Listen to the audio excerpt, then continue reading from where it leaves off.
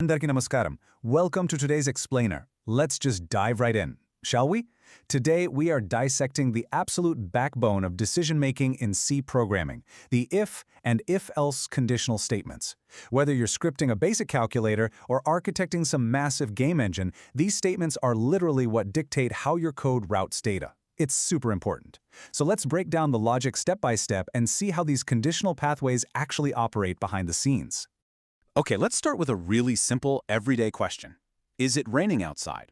Or, as we'd say in Telugu, Bayata Varsham Padutonda. We process decisions exactly like this subconsciously every single day, right? If it's raining, we take one action. If it's not, we do something else. This natural human decision-making process, it's the exact blueprint for how computers handle logic.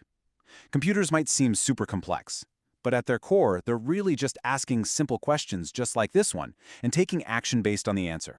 This visual right here brilliantly illustrates what we mean by branching logic. On the left side, we've got the true path. So if it is indeed raining, avunu varsham padutondi, we grab an umbrella and head out. That's our specific action. But look at the right side, the false path. If it's not raining, we obviously don't need that umbrella, we just walk normally. In programming, we set up exact scenarios just like this. We give the computer a condition, and we literally tell it, hey, do this if the condition is true, and do that if it's false. So how do we actually write this in C? Let's look at our first concept and see how this translates into actual code syntax. We start with the basic if statement. An if statement checks whether a condition is true, and if so, it runs the code inside the curly braces. Notice the syntax structure highlighted for you. We've got the keyword if right there in blue. Next to it, tucked inside the parentheses, is our condition. That's the question we're asking the computer. Finally, we have those green curly braces. Anything inside those braces is the action. The absolutely crucial point to remember here is that the computer will only step inside those braces if the condition is mathematically or logically true. All right, let's ground this with a real-world example, a voting age program. We've got 3 logical steps here. Step 1, declare the age variable. Step 2, check if that age is greater than or equal to 18.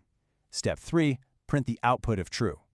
As you probably know, to vote in most elections, manadeshimlo vote vayaliante, you need to be at least 18 years old. Let's see how our program uses these exact 3 steps to check a user's eligibility and make a decision based strictly on their age. Let's run the numbers. Here, we set our variable so that age equals 20. Now the computer hits that if statement and asks the question, is 20 greater than or equal to 18? The answer is a definitive true. Because this condition evaluates to true, the computer is basically granted permission to enter those curly braces and execute the code inside. And what happens? Boom! We get a successful output message printed right to the screen. You are eligible to vote. It works perfectly. But you know what's really interesting?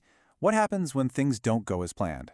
When the age was 20, the condition was true, and we got our output. But what if the age is, say, 15? Well, 15 is definitely not greater than or equal to 18, so the condition evaluates to false. And when the condition is false, the program completely ignores the if block. It just skips it entirely. That's exactly why the output on the right side is completely blank. The program just stops. Which brings us to a pretty major limitation, right? Having a blank screen isn't exactly helpful for a user. If someone is 15, we don't just want the program to silently give up and end, we want to explicitly tell them they are not eligible to vote. So what if we want the computer to take a specific alternative action when the condition is false? How do we solve this whole blank output problem and give our program a reliable backup plan? Well, the answer is the if-else statement, and honestly, this is a total game changer. The if-else statement gives the computer 2 possible actions. It executes the if block when the condition is true, and automatically executes the else block when the condition is false. This structure beautifully allows us programmers to handle both possibilities in our code without ever leaving the user hanging. It's the ultimate fork in the road. The computer is forced to go down exactly one of these 2 paths. Let's understand this better through a pass-fail program for student grades. The logic is super simple. First, we declare the student's marks. Then, we check if those marks are greater than or equal to 35. If they scored 35 or higher, we output pass. If they scored lower than that, we output fail. Fail ani cheptam. We now have 2 explicitly defined paths for our data to travel. Okay, let's test this logic out together. We declare our variable marks equals 45. The computer evaluates the condition. Is 45 greater than or equal to 35? Take a second and evaluate that mentally. Yes, absolutely. 45 is indeed greater than 35. The condition evaluates to true. Therefore, the computer dives straight into the if block. It completely ignores the else block and prints out our green text pass. The student has successfully cleared the exam. Now let's flip the scenario. Let's say the student only scored 30 marks this time, so marks equals 30. What happens to our condition now? Is 30 greater than or equal to 35? Emi Jorugutondi? Take a wild guess. Of course not, right? 30 is less than 35, which means the condition evaluates to false. Because it is false, the computer immediately skips that entire if block. It routes directly into our backup plan, the else block, and executes the code inside there instead.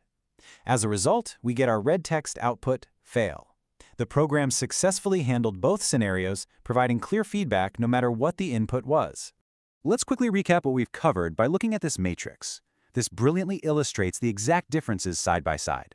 Notice how both statements check a condition, but look closely at what happens when it's false. In a standard if statement, if the condition is false, it simply skips the action entirely and gives no answer. But in an if-else statement, that doesn't happen. When false, it guarantees execution of the else block. So if gives you a single action, while if-else guarantees one of two possible outcomes. Simple as that. So the absolute most crucial point to take away from this explainer is this. Use if when you only care about one specific condition. But use if-else when you need to handle both paths, success and failure, true and false. These statements are the absolute foundation of programming logic. Honestly, once you master how to route data through these true and false pathways, you are officially thinking exactly like a programmer. So far, we've clearly learned how to route logic between two different paths, but I want you to think about this. What if you need to choose between 3, 4, or even 50 different paths? How on earth do we handle complex, multi-layered decisions? Well, in our next explainer, we're going to dive right into nested if statements and if-else-if ladders to answer exactly that. Until then, keep practicing, keep coding, and thank you so much for joining me today.